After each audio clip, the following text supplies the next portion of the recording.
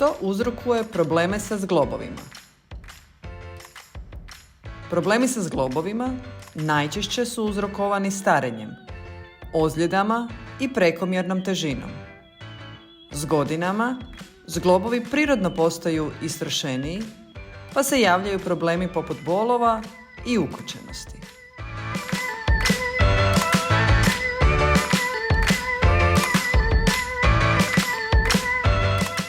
Zašto dolazi do problema sa zglobovima? Nepravilni položaj tijela, prekomjerna težina i jednostrana opterećenja na poslu ili u sportu, sportske ozljede, pretjerano vježbanje ili ponavljajuće kretnje.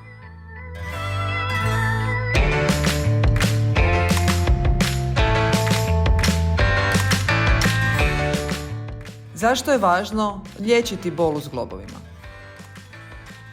Ako se ne liječimo, to može dovesti do trajnog oštećenja zgloba, smanjenje pokretljivosti, jakih bolova i utječe na kvalitetu života.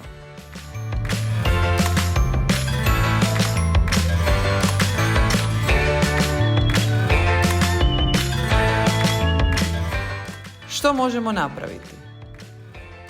Prepoznati uzroke.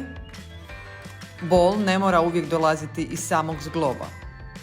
Često su izvori boli tetive, mišići ili kosti u blizini. Javiti se liječniku.